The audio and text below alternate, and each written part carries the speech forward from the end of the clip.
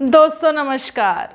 हिंदू धर्म और मान्यताओं के आधार पर बहुत से ऐसे रिचुअल्स पूजा पाठ किए जाते हैं जो हम करते तो हैं, लेकिन कभी कभी हमें उनका अर्थ नहीं पता होता कि क्यों किया जाता है। क्या इसका कोई साइंटिफिक आधार है या मात्र इस तरह ही हमें हमारे गुरुओं ने, हमारे बड़े बुजुर्गों ने बताया है तभी हम करते हैं। आज जिस खास उपाय या खास रिचुअल की बात करूंगी वो है सूर्य को जल चढ़ाना।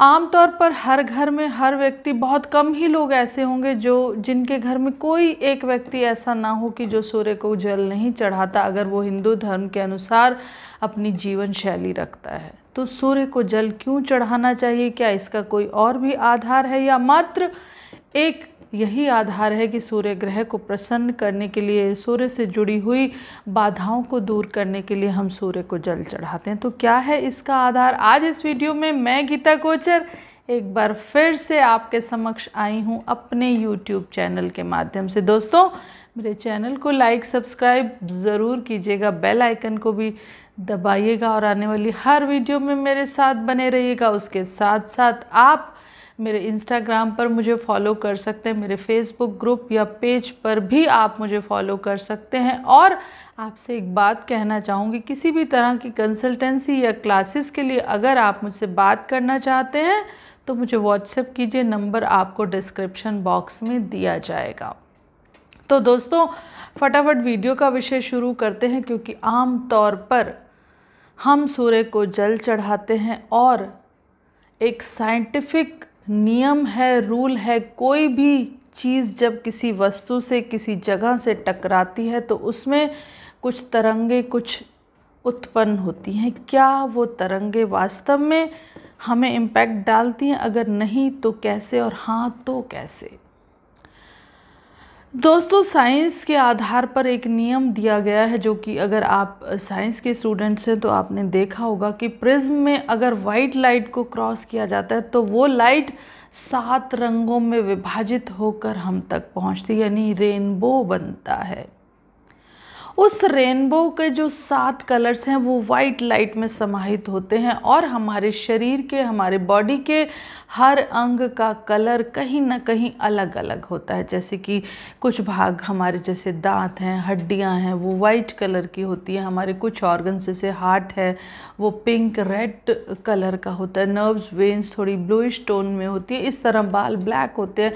यानी कि हमारे शरीर में भी कहीं ना कहीं हर कलर समाहित होता है, यानी कि हमारी बॉडी के ऑर्गन्स को हर कलर की ज़रूरत होती है। इसलिए आप 7 रंगों का महत्व हमारे जीवन में बहुत है, यानी कि रंग बिरंगे कलर के कपड़े पहनना, होली पर रंगों से खेलना, कहीं ना कहीं ये आधार है हमारे शरीर का रंगों के साथ मिलन होने का। परंतु सूर्य के जल का जो आधार है वो भी इसी रंगों के आधार पर ही है कि जिस तरह जब भी मेन जो तरीका होता है सूर्य के को जल चढ़ाने का, कोई भी हम स्टील का या तांबे का जो भी पात्र लेते हैं, उसे जब अपने हाथों में लेकर सूर्य देव और उस पात्र के बीच में जब हम जल की धारा छोड़ते हैं तो हमारी नज़रें सूर्य देव की तरफ होती है। परंतु वो जल जब ज़मीन पर गिरता है, ये चढ़ते सूर्य को इसीलिए बोला जाता है कि चढ़ते सूर्य को जल देना चाहिए, क्योंकि उस समय की किरणें जो हमारे शरीर पर पॉजिटिव प्रभाव डालती है उसका हमारे एक एक सेल, एक एक बॉडी के ऑर्गन पर इम्पैक्ट पड़ता है। दोस्तों, भले ही साइंस की बात लगती है, परंतु साइंस के साथ साथ ये हमारे धार्मिक जो हमारे अस्तित्व है उसको भी कहीं ना कहीं सेटिस्फाई करती है।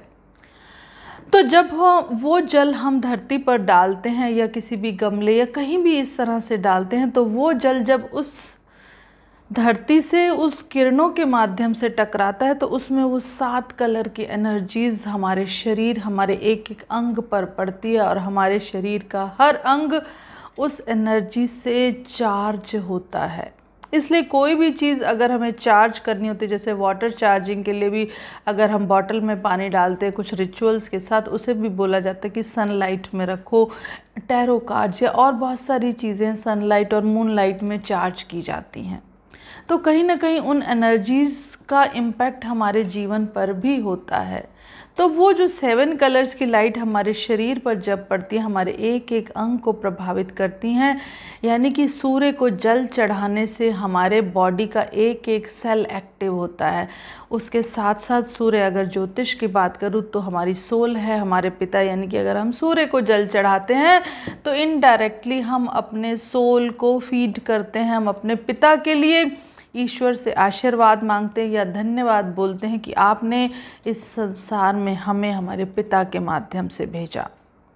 तो पिता, हमारी सोल, हमारी बॉडी का एक एक ऑर्गन, हमारी बॉडी की एक एक सेल सूर्य को जल चढ़ाने से चार्ज होती है। और जब हमारी आत्मा प्रभावित होती है, हमारी आत्मा उस जल से, उन रंगों के साथ जब प्रभावित होती है, तो इनडायरेक्टली हमारा स्पिरिचुअल और आध्यात्मिक क्षेत्र भी कहीं ना कहीं एक्टिव या पॉजिटिव होता है। तो सूर्य को जल चढ़ाने का साइंटिफिक लॉजिक भी है और धार्मिक औचित्य भी। इसलिए सूर्य से जुड़ी हुई तमाम समस्याओं के लिए, या अगर कोई भी समस्या नहीं है आपको, तो भी अपने जीवन में अपने शरीर को स्वस्थ रखने के लिए, और इसीलिए सूर्य नमस्कार के 12 जो पार्ट्स हैं, जो 12 उसके अंग हैं, उन्हें भी अपने जीवन में शामिल करना चाहिए। यानी कि ये एस्ट्रोलॉजी में बहुत क्लियर कट कहा गया कि अगर सूर्य अष्टम में हो या सूर्य किसी तरह से राहु केतु से पीड़ित हो, तो अगर आप सूर्य के 12 आसनों का नियमित अभ्यास करते हैं तो सूर्यदेव